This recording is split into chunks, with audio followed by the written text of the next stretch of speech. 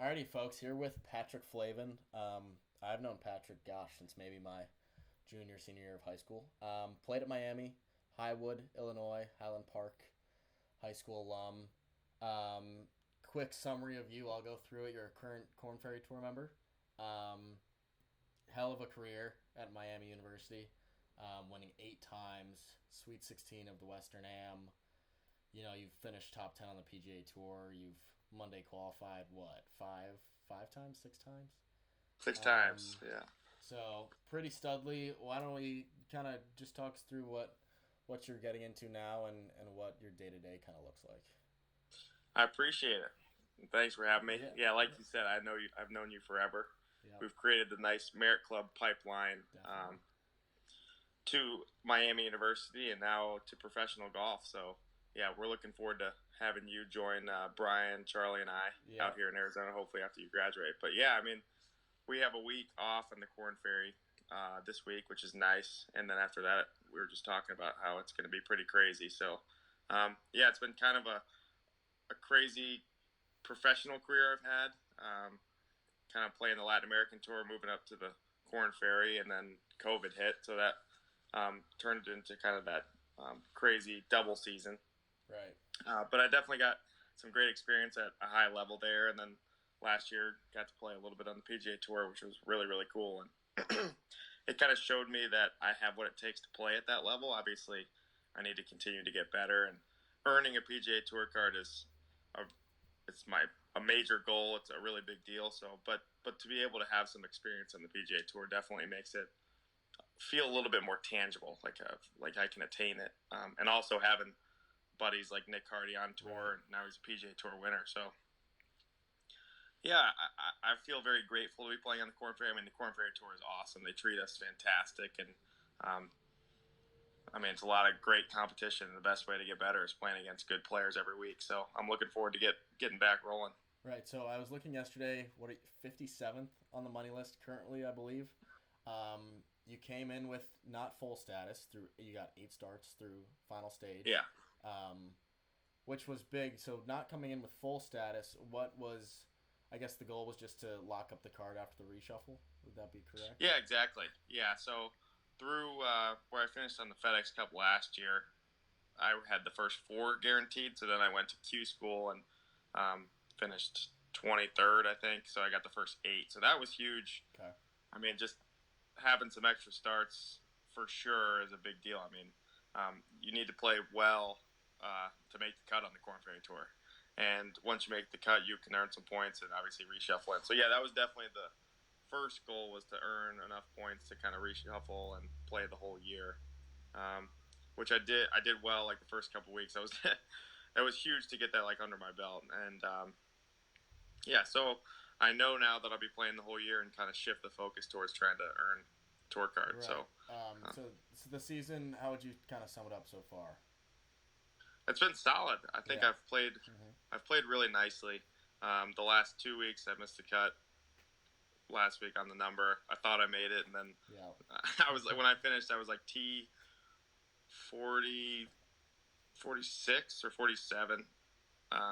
And then I ended up missing the cut, which was tough. So That's a that's always a bummer. tough pill to Right. swallow. But I think having a little bit of a sour taste in your mouth for a little stretch of a break is always a good thing. Kind of keeps you working harder and trying to not feel that again. But yeah, I've played consistently really solid. I've had three top 25s.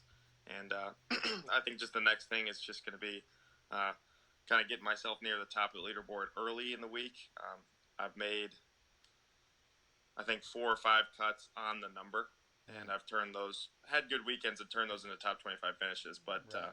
it's tough when you're trying to move up so much on the weekend. So um, I've been working a little bit with Doc Slager, who's actually the mental coach at Sure. Miami, Yeah.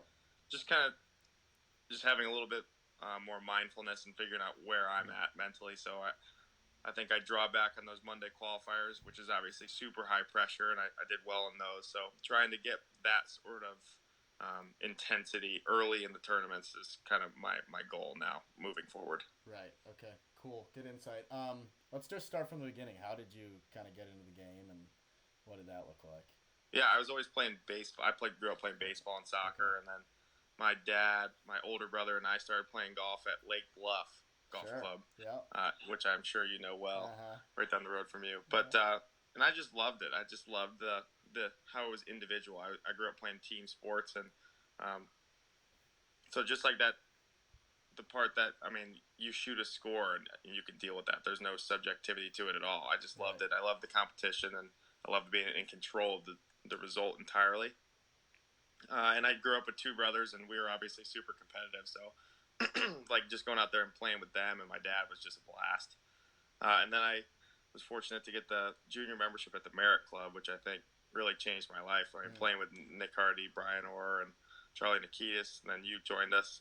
Um, it's just like those guys are like my best friends. So it was so much fun to go compete with them every day at the Merit Club, which is an incredible facility. So that really grew my love for the game, and I got a ton better, and I got pushed by those guys, and yeah, I felt fortunate to get an offer to play at Miami University. And my older brother was at Miami, and he loved it. So Coach Zedrick was there at the time, and Yep. Coach Zedrick was definitely my favorite coach among the recruiting process. And yeah, I felt like I had a great experience. I got a ton better, and we got to play in amazing tournaments.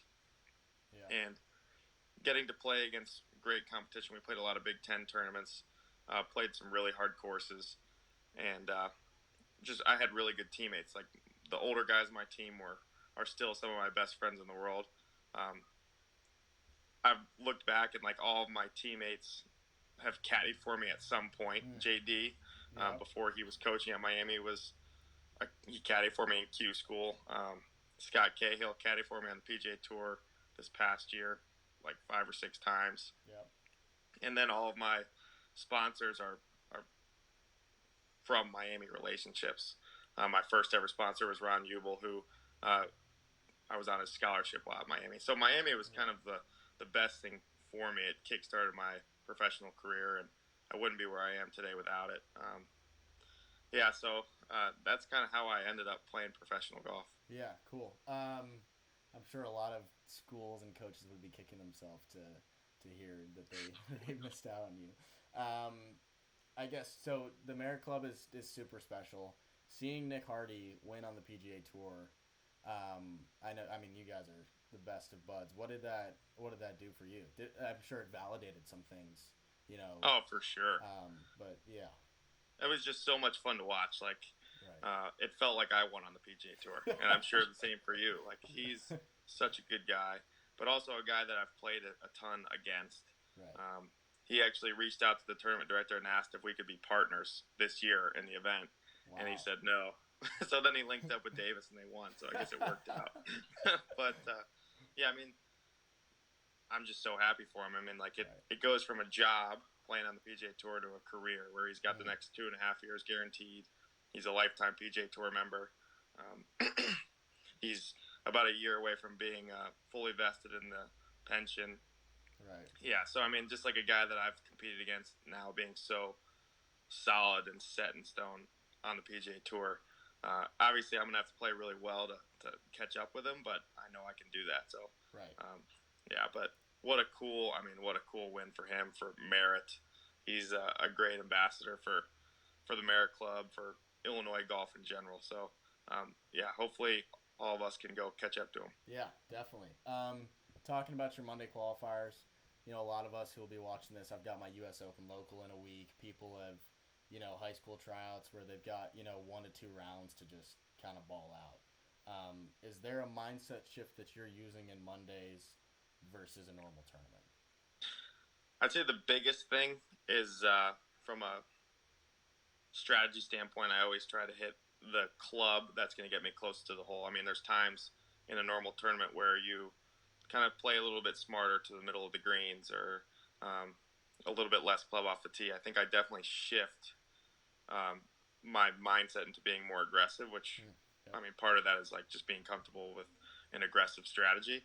And I think the other thing is a lot of the times, a lot of players put a lot of pressure early on themselves, feeling like you need to be perfect, but that's not necessarily the case. I think there's been a few times where I've gotten off to a really good start, and there's a few times where you get off to a really slow start, couple over through 9, and then you just have an awesome back 9 because there's nothing to lose.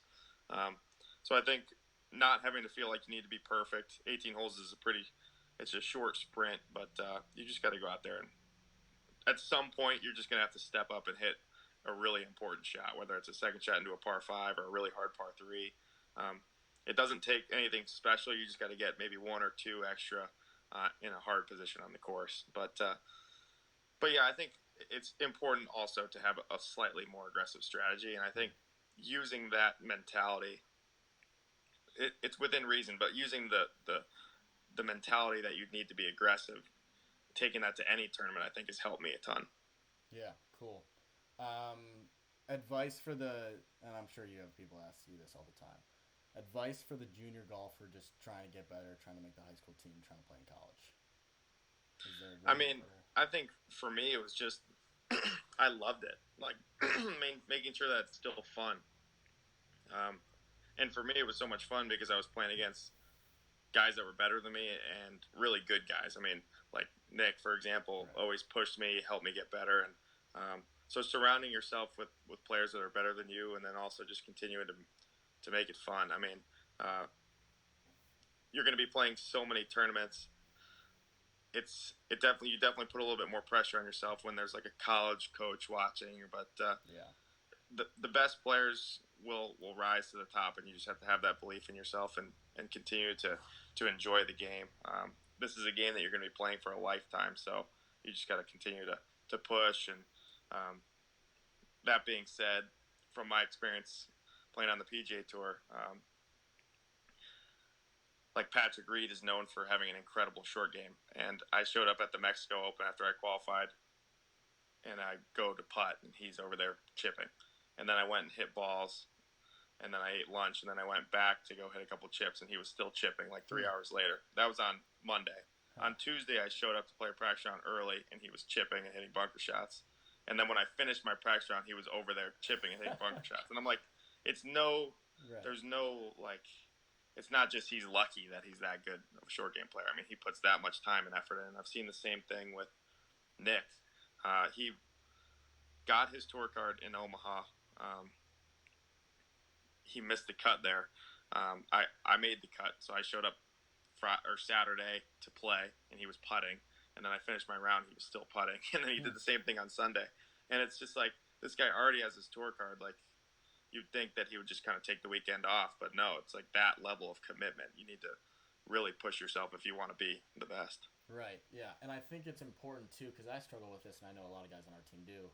We've just finished, kind of a grind of a spring, the end of the season.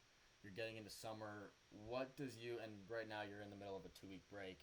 What does that break, like, are you itching to touch a club right now? Or are you, purposely like, hey, I'm going to stow these away for 5 days? Like, what does that look like, or does it kind of just change? I think I've changed very much from what I used to do in college. Like, in college was such a grind. I mean, we worked so hard on our games. Like, you're playing tournaments on the weekend, so you're obviously having to work really hard at school. Like, you're doing your finals right now. Right. So I would kind of push myself to the limit, and then I would reach a point where I'm like, I need to take a month off, But if you take a month off after that, you kind of have to. It takes some time to get back into playing form. So now I just try to be a little bit more aware of how I'm feeling. I kind of know when I get frustrated or I get a little tired that my patience kind of goes away. So I try to just sprinkle in more off days as I go rather than build up to the point where I need like a huge break. So this off week I've still been playing quite a bit. So I'll probably take a little bit of time off this week because we have 7 in a row. But it's just kind of keeping track of where you're at and then kind of what your schedule looks like coming up. But yeah, I'd say there's nothing wrong with taking days off. It's just about like how you're feeling or just doing things that are simple, like have a day where you just go chip and putt. Another thing that's super important is meditation. I mean, there's so much.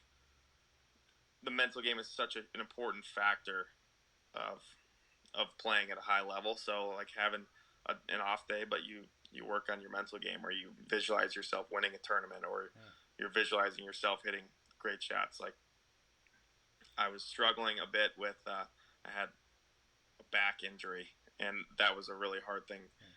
That was a really hard thing because I couldn't play for literally like a week, and but I talked to Doc, and what we worked on was just like visualizing my body getting better, and then visualizing myself out there practicing, and then I came back and I hit the ball great after a week off, which was surprising, but also very eye opening that you don't need to be out there hitting balls 4 hours a day, but Right. you're better off being in a good mental state than you are getting that extra hours work in. Yeah, totally. That's a really good point. Any advice, for a guy like me wanting to turn pro at the end of his college career, or other guys out there?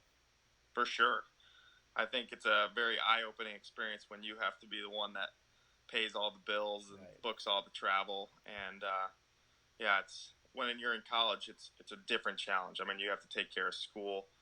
There's a lot on your plate. You have to be a good teammate, but you pretty much just show up at the golf course and everything's um, taken care of Yeah. for you. When I turned pro, it was very very eye opening and tough when you're booking all your own travel to like a Monday qualifier, Yeah. and you're used to playing pretty sweet golf course. You show up at a Monday and you're playing a kind of a rinky-dink golf course, paying a ton of money to play it, and you're playing against great players. So I think my best advice would just kind of be giving yourself the opportunity to go do that stuff while you're still in college, and then taking that extra level of interest in what coach is doing to prepare to make sure that you guys are ready to go for a tournament. Um, Yeah. like I'm still very close with JD and just kind of talking through the logistics of what it takes to get a whole team out to Arizona to play in Michigan's event, like you guys did. I mean, Right. it's a logistical battle. So just operating like a professional before you get to that point, I think, is really important. Yeah. Sweet. You mentioned a little bit what's next for you. 7, 8, maybe 14 events in a row. Something Yeah, crazy. we have 7 in a row, then the week off, which is the John Deere. So I'm gonna try to Yeah. play in the John Deere, and then 7 more in a row. So it's looking like 15 in a row. So that, like, kind of with that in mind for me, it's like that's why I'm trying to ramp it down a little bit during this Right. off week. But yeah, it's super exciting. I mean, like I'm very Yeah. grateful to be able to do that. I mean, I've been working really hard to get myself to a point where I can play in that many weeks in a row. But yeah, it's gonna be a battle. It's just kind of you gotta hang in there and hopefully play well, and then that'll take care of everything. Right. Love it. Couple unrelated questions. With a crazy travel stretch, is there a go-to, food on the road that you? Well, Chipotle Yeah, is my favorite. that's I played been a popular the answer. Latin American tour, and there's no heading to Chipotle after around the United States, and then yeah. But we actually have. I play a place called Desert Forest out in Arizona, and we have 4 guys who play on the Korn Ferry tour. So I've been spending a lot of time with them, and yeah, we've just been having so much fun. Nice, sweet. Favorite city you've traveled to, or how about and worst city you've traveled to? Wow. Yeah, I know it's tough putting you on the spot like that. Uh, outside the U.S., does that count? Oh yeah, that's perfect. Yeah. So I played in Rio Hondo, Argentina, which was a 28-hour travel day from Scottsdale. Um, and it was crazy. I mean, like I flew to Houston, Buenos Aires, had to take a 2-hour Uber to a different airport in Buenos Aires, and then flew to Rio Hondo, and then it was like another hour shuttle. So that was a long Jeez. trip, and then I missed the cut. So that quickly turned into my least favorite city to travel to. Yeah. Favorites, I mean, there's so many Yeah. great places. I obviously love playing in Chicago Yeah. and playing the last year at the John Deere because I felt like I had so much support. But um, I played in Toronto at the Canadian Open, and that was one of the coolest events I've played in. Um, I love Lima. I love Buenos Aires. We played in Patagonia. That was pretty Wow. cool in Argentina. I feel like I'm well traveled, so it's hard to Yeah. pick one. They're all different, but you definitely lean towards the ones that you've played better in. I'd say. So Chicago, that would be my favorite. Good answer. We can take this off the record, but are there any like just insane stories? I know you were stuck in an elevator once at the Fuhrer, Yeah, with Chase Kepka, as you guys were what tied going into the last hole or something. yeah. Um, yeah, we got stuck in an elevator for like 45 minutes, which felt like 3 hours at Pittsburgh Field Club in a hot, sweaty day. Yeah. And then so we let a couple groups go through, and then we popped onto 18, which is a super hard par three. Yeah. I think we both made bogey, so it was no harm, no foul. But yeah, that was crazy. I've had quite a few um, crazy travel stories. I think a really good, funny one was we were in. I was at the Canadian Open. I was hitting balls with Nick, and Nike didn't get him like the gloves he needed for the week. Okay. So he called the rep, and the rep said that Scotty Scheffler wears the same size gloves. So Scotty walks by, and Nick's like, "Hey, dude, can I borrow some gloves?" so, no, I was talking about the difference between the Nike A team and the B team, but right. Nick's going to be the Nike A team guy now. But that's awesome. Just being able to walk on the range, and like I played in the Travelers, and Jordan Spieth comes and sets his bag down next to me and hits balls, like stuff like that. My dad was caddying for me there, and Rory walks onto the putting green, and he's talking to his caddy. He's like, "Man, this is why I don't play 4 weeks in a row. I'm exhausted." Drops the ball, like makes like a 20-footer, and then walks to the first tee. And I was looking at my dad. I'm like, "Wow, that's very interesting to hear like the best player in the world talk the same way that we talk." And I'm like, "Hey, he's definitely not gonna have a good week." Then he shot like 62, and he was winning by like 3. It's just to be around the best players in the world. Even just practicing out here at TBC Scottsdale, and I mean, Gary Woodland's out there, Tony Finau's out there, and just to be able to rub shoulders with those guys is just like such a cool experience. So I'm very grateful, living my dream. Right. That's so cool. And me just being curious, is there anything that those guys do that is, that you've picked up? I've heard stories of Max Homa, his first time on the tour, is like, oh my gosh, I want to hit a bunker shot like this guy, and I want to hit it like Rory, and I want to put it like Jordan. Of course, that's probably, you've got the belief of like, yo, I'm just as good as these guys, just need more opportunities. Is there anything that you've seen that it's like, that's a cool thing, and I've implemented that? Or is it just kind of like, no, we're all on the same page and kind of just sticking to you? You definitely pick up on different stuff. I mean, it's I'd say just like the level of focus in practice. I mean, these guys are doing a job. It's not like they're out there messing around. They're getting their work done. Practice rounds are very specific, and just I mean, I was watching who was it? Went out to TPC like 2 days after the Waste Management. Nick Taylor just finished second. He's like out there hitting balls. He just made like $2.4 million. Just like the level of consistency in terms of like how much they're out there, and then also how much they practice. And then I was listening to Max Homa is out there all the time, and he's always chipping.